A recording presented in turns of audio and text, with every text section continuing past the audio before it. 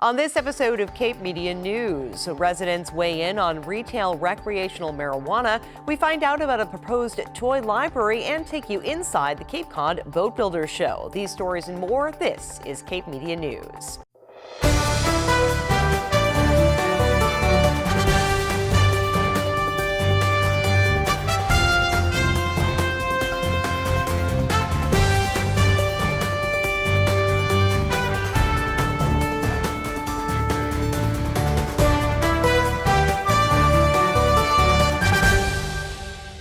This is Cape Media News, your local authentic newscast for Cape Cod. I'm Sarah Colvin. The nation is reeling from yet another school shooting. 17 students were killed when 19-year-old Nicholas Cruz opened fire on his former classmates at Marjorie Stoneman Douglas High School in Florida on Wednesday. This is the 18th school shooting in 2018 alone. That begs the question, are we on Cape Cod prepared for an active shooter event? The Yarmouth Police Department is hosting a training this Saturday from 9 to 11. Lieutenant Kevin Lennon will lead residents and business owners through an exercise that will prepare the group for an active shooter event. The training is free and open to the public. It's being held at Yarmouth Police Headquarters on Higgins Croll Road this Saturday, February 17th from 9 to 11. New road signs will soon start appearing along Route 6 next Tuesday. The Mass Department of Transportation will begin the installation of replacement road signs between Eastham and Sandwich. The work is not expected to cause traffic delays. Well, the art of boat building is alive and well here on Cape Cod, and local boat builders showed off their wares at the Resort and Conference Center in early February. We take you now inside the Cape Cod Boat Builders Show. Captain Brad White from Scituate, Massachusetts, here at the Cape Cod Boat Builders Show, which is the biggest little boat show on the planet.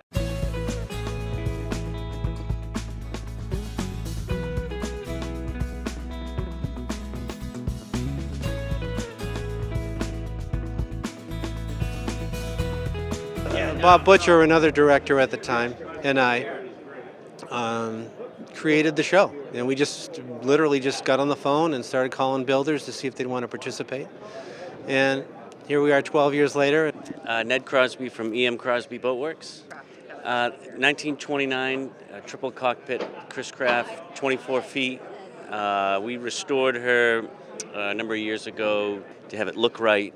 It takes time. But the best part is when they're done and you see the look on people's faces of the owners, hopefully, and they come out looking like this, you know. Well, my name's Dave Foynes, and I'm the owner of Fatty Knees Boat Company, here for, I think, maybe my 5th year at the Cape Cod Boat Builders Show. The boat company is about 75 years old. I'm the 3rd owner in 75 years. We build our boats one at a time. Everything is custom. Our company was established in 1899. My grandfather bought the company in the 1930s. So we've been building wooden boats, and then we pioneered fiberglass sailboat construction. We've been in Wareham since 1899, and in the present property since 1920. We build fiberglass sailboats, both racing boats and pleasure boats. Family sailing is what our focus is on. Sail Cape Cod is a community boating program and an adaptive sailing program right here in the heart of Cape Cod. What we do is we provide opportunities for every individual who can't be a member of a yacht club or doesn't have the ability to buy a boat to still have an experience that's quintessential to Cape Cod. All our programs, the aim is to take it from something that's been a tool of status, the yacht clubs in the traditional sense of it being an elite sport, to turn it into a tool of empowerment. And in fact, at the Cape Cod Maritime Museum, we've got 3 different exhibits going together, partnership with the Massachusetts Maritime Academy, designing an exhibit we call Learning to Work. But the real magic is downstairs, you know this, right? So we're teaching kids how to build boats, basic maritime skills, and as they spend more time with us in our Boatyard Apprentice school. My name is Orville Haberman. I'm Connecticut River Books, and I do out-of-print nautical books, old nautical charts, nautical marine artwork. What makes you think I like coming here? No. And most of my stuff is nautically oriented. The bulk of these people either interested in maritime history, boating. My name is Pat Taylor. My partner Bill Whitmer and I work for Habitat for Humanity, raising funds. We build a wooden strip kayak once a year, and take it around to as many events as we can and just raise funds to build houses for Habitat. And you're talking with the person that's going to build your boat. So you get a one-on-one. If you want to visit it while it's being built, you can stop by and see what's going on. So it's a different experience. There's nothing better when you have a beautiful boat than when you're rowing back to shore and you're always looking at your boat when you're leaving. That's the one time of the day that you'll always remember. Your boat never looks as good as when you're rowing away from it after you've had a nice day. Up next, residents speak out regarding recreational marijuana regulations. Bye, Janet. It's nice seeing you again. You look good, girl. Just let me know what I can do to help. Well, to help me, she'd have to help every day. Every hour, every ouch, every time my wife calls for help.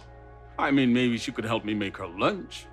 But the crust, all the crust has to be cut off the corners. She could help me run to the doctor for the 5th time this week. Help me with the specialist and the second opinions and the painful paperwork about paperwork. Help me deal with how hard it is seeing my wife's name on so much paperwork. But this is on me. I'm the only one who can do this, like this, for her. Besides, Take care. we will. Janet doesn't like her cooking anyway. Find support for your strength. Visit aarp.org/caregiving for care guides and community. Recreational marijuana is now legal in Massachusetts, and the Cannabis Control Commission is working to refine regulations relative to recreational pot. The commission made a stop in Hyannis in early February to hear comments from the public. The Barnstable Town Hall hearing room was nearly full for a public hearing with representatives from the State Cannabis Control Commission. Those for and against the legalization of recreational pot shared thoughts with commissioners. Residents like Denise Clunan. I realize you may not have heard from me, the mom, the wife of law enforcement, and the taxpayer. I'm very concerned about building a drug culture with delivery only, 500.140, social consumption, 500.145, legally laced candy, and getting high at every social venue with mixed use, 500.150. Our kids already have a declining perception of marijuana's harmfulness that is simply not true. We have teenagers smoking marijuana walking down the street. We have teenagers driving, stating that they only smoked 2 joints after hitting numerous parked cars. This is still a federally illegal, controlled, mind-altering substance. Why are these regulations creating more ways to get high, more access to drugs, subsidizing these businesses, waiving fees? David DeWitt of Truro is interested in cultivation regulations. Fast-tracking applications for cultivation, testing, and processing licenses.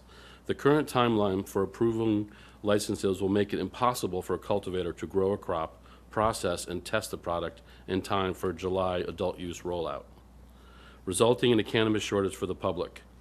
Farmers need to start planting in March to grow a crop with nature for a September to November harvest. Only indoor, expensive, energy-intensive grow ops will be able to supply the market, hindering the greenhouse and open-air cultivators' entrance into the cannabis industry, resulting in a delay for important branding.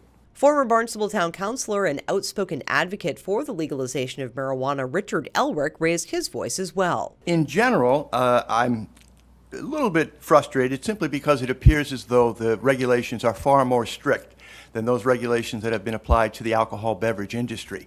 And I think in light of the fact of the universal science that shows that cannabis is much less toxic and much less addictive than either alcohol or tobacco, I think you err by being overly strict.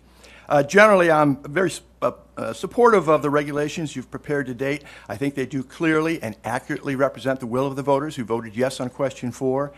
I think most importantly, your draft regulations further the goals of the ballot question, and that is to promote the destruction of the black market. The whole point of this effort is to eliminate prohibition, eliminate the black market, eliminate the access by young people of drugs.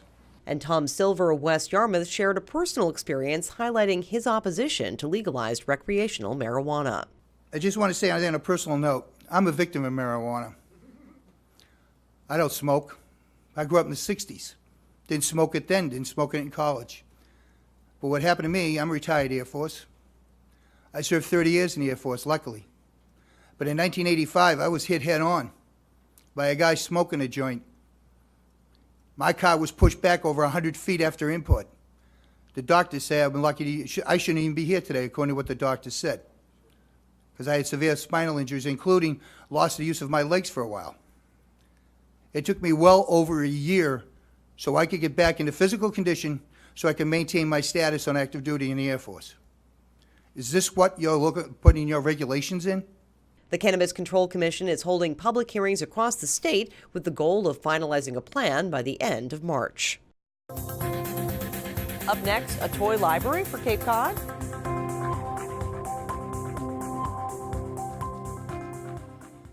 When it's time for me to replace items that I use every day that contain mercury, I try to remember some very important things. Throwing out items that contain mercury is harmful to the environment. Actually, it's simple and easy to collect and recycle them safely. I can go online and visit mass.gov/DEP to find out a proper mercury disposal location nearest me. Such a small amount of effort really can make a huge difference. Keep mercury contained and out of our environment. Visit mass.gov/DEP for more information. Toys are fun, but also educational, and combining fun and learning is just one of the goals of the proposed Cape Cod Toy Library. Could Cape Cod benefit from a toy library? One woman and her team of experts seem to think so. Deb Wilsey and Kristen Carbone-Burner are raising money to open Cape Cod's first toy library. As a young parent with my second child, said to an educator colleague, what we need is a toy library in the community. When you go to the Cape Cod Toy Library, you will find that there will be someone with educational child development background, expertise in knowing how to help somebody with decisions about how they can help their child to learn through play, because play is the best way for children to learn. The hope is to raise enough money to purchase a building in Harwichport to house the toy library, a place that will be stocked with toys and books for all. We will have very carefully selected children's illustrated books in the environment. That's to support the play and also to, of course, encourage more of this connection between play and literacy. Also to support parents in their reading and engaging with reading with their children. So the books will have illustrations and content that encourages that engagement. Therapeutic and educational child development experts will be on staff at the library to help children learn through play. I am a licensed mental health therapist, so I specialize in children. And specializing in children, one of my main areas of focus is play therapy. And I think one of the things to mention about play is that it's not just fun for children, it's the precursor for learning, and it does so much for social emotional growth, for brain development. And there's a lot of choice in this for a child in their experiencing, just like in the toy library itself, there's choice. So choice is empowering. When I was talking with people on the Cape and they discovered my past, parents, educators, as well as mental health professionals, they all said, would you please help us to do this on the Cape, that this would really be helpful in supporting many organizations as well as parents and grandparents and individuals. Being in an educational environment where developmentally appropriate practice is being used, the children thrive. Toy library organizers are trying to meet a fundraising deadline of March 1st in order to purchase the Harwichport building. Learn more at capecodtoylibrary.org. For Cape Media News, I'm Gabrielle Rawson. The organization is hoping to secure funding this March in order to purchase the building. Cape Island State Senator Julien Cyr is working to secure $53 million in infrastructure improvements for Cape Cod.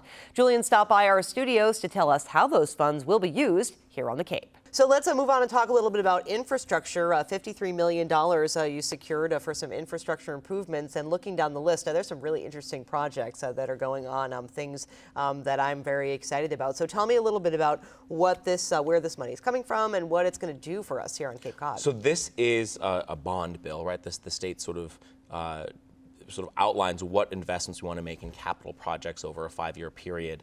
So this is a capital bond bill.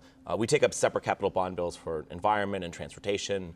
So roads and harbors and stuff isn't in there. But what is in there is state-owned property or state-owned buildings or publicly owned assets. Probably the biggest and most important investment, which is something we've been trying for a long time here, is to get a new STEM and science building at Cape Cod Community College. Of course. $41 million for that. My colleague, Rep. Dave Vieira from Falmouth, was instrumental in getting that into the House version of the bill. I got it into the Senate version, certainly with help from Senator DiMacedo. That's something that's important. We got to really make sure that we fight to get that done. And then really looking at, where else has the state sort of made investments in the region, and how do we sort of continue that and leverage those dollars? We've seen a lot of a real expansion and growth in the expansion of the rail trail.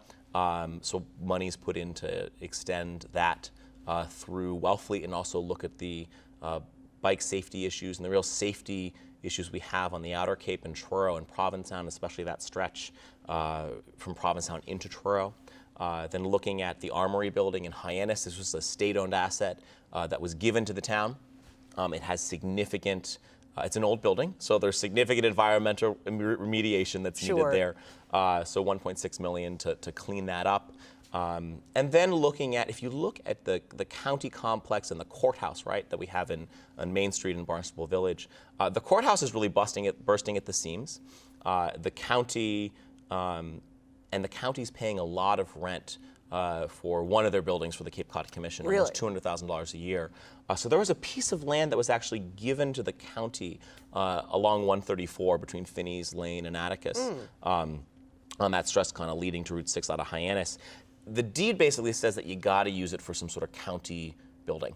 Otherwise, the land reverts. So we're going to $6.5 million allocated to build a new county building there. That would free up space at the county court complex, allow for there to be more renovations at that complex. That would actually help put the county in a better financial footing. So those are just some of the proposals that we've looked at. Also too, and this is less germane to viewers maybe who are watching on the Cape, but on Martha's Vineyard, the jail on Martha's Vineyard that's run by the sheriff, I've visited, I've toured it. To call it outdated would be a generous statement. Really? It is desperately in need of improvements, and so allocating some really necessary money for them to have renovations and upgrades, and just to meet basic health and safety standards. Absolutely, and so important to invest in the infrastructure here on the Cape. And again, I worked for the town of Barnstable for many years, and I used to park my car in the lot of the Armory building, and to look at it every day and say, when are we going to be able to make this into something great for our community? And knowing that it needs millions of dollars in environmental remediation, as you said, and that's something that's been really keeping people from taking over the lease and putting something in there. So that's really great to hear. Super excited about the extension of the Cape Cod Rail Trail. I love to ride my bike. Can we do anything about the hills in between Truro and Provincetown? No. It's funny. I always hear this from, and many friends have done, various biking adventures, and you always think, you get to Truro and you're like, oh, we're almost in Provincetown, and then folks who maybe have not spent as much time in Truro. Truro is actually one of the highest parts of Cape Cod. So with all this talk of climate change and global warming, I think at least those of us in Truro may have a little longer than the rest of us. But not sure we can do anything about that. But there are a whole host of existing right-of-ways. I also think, too, looking at how we can continue to partner with the National Park Service. They've been an awesome partner in enabling us to get expanded RTA access. The shuttle that actually runs between Truro and Provincetown is an asset that was supported in part by the Park Service. So, it's all about partnership, and I think in making the case for these capital projects where, you're looking to the state to make investments, I really try to think strategically, all right, where has the state already put money so we can really make the argument to the administration once we get this bond bill done, all right, that this is a continuation of what we've done, help us, release the funds, let's get this built. Absolutely. So that really is great. So thank you so much for You're all welcome. of that work. We've got to get it to the governor's desk yes. And sign. So, but certainly. What's the timeline on that? When are we hoping to have that happen? It should be pretty quick. It should be within the next several weeks or the next month or so. Great. And then the work starts really around persuading the administration to release the funds and the dollars. Up next, we'll meet adorable adoptables at the Cape Cod MSPCA. It's the Cape Cod St. Patrick's Parade, Saturday, March 10th, and the first annual Yarmouth Irish Festival with Grand Marshal Tim Kelly of NECN News leading bagpipers, marching bands, and fantastic floats. Delicious food and drink sponsored by Guinness. Entertainment featuring Derek Warfield and the Young Wolf Tones. Free parking just footsteps away from the parade and festival, with a guest appearance by New England Patriot Marquise Flowers. Go to Facebook and make your plans to join us Saturday, March 10th for all the family fun. Don't miss it. Now it's time to head over to the MSPCA in Centerville to see who's looking for forever homes. Mice need love too. We meet them and other adoptable pets this week at the MSPCA in Centerville. I'm Brittany. I'm a community animal welfare specialist at the MSPCA, and this is Grumpy. He is one of our originally 7 fancy mice, 5 of which have been transferred or adopted, and now we have 2 left. So we have Grumpy and his brother Sneezy. They've been here for about 7 months, and they have pretty short life expectancy, like 1 or 2 years, and they're only $10. So we're really trying to get them adopted out so they don't have to spend their entire life here at the shelter. This is Stanley Hudson. He's probably just under a year old, and Stanley's pretty much the coolest ferret I've ever met. He does have his moments where he's super high energy, which is typical of ferrets, and he can be walked on a leash, and he's great with other animals. He lived with a cat, and we've done some dog meets with him here, so he can actually live in a home with other pets. If mice and ferrets aren't your thing, the MSPCA is looking for a home for Oreo the cat. This is Oreo. He is about 10 years old. He's a domestic shorthair. He is very sweet. He's very calm. He wants a home that matches that personality. He wants to be in a quieter home. Probably better to be without cats because he does have to have his eating and drinking habits all monitored. He's on a prescription food. It's called SO. It's just a little bit more expensive than regular cat food, and he'll have to be on that for life. Oreo is a declaw, so he doesn't have any claws on the front, which is something that's important to certain people to have. Oreo is an adult, so his adoption fee is $150, and that includes him being neutered, up to date with rabies, distemper, have a microchip, all of that. Bunnies, Bunnicula, and Buffy are also up for adoption. So the big one is Bunnicula, Bunny, and the little one is Buffy. We don't really know how old they are. We're estimating they're adults, maybe between a year and a half, 2 years old. They're both spayed females, but I guess we'll never know. They do groom each other. They're best friends. They're always together. They always cause a ruckus together. So they do have to be adopted together, and their adoption fee for a pair is $125.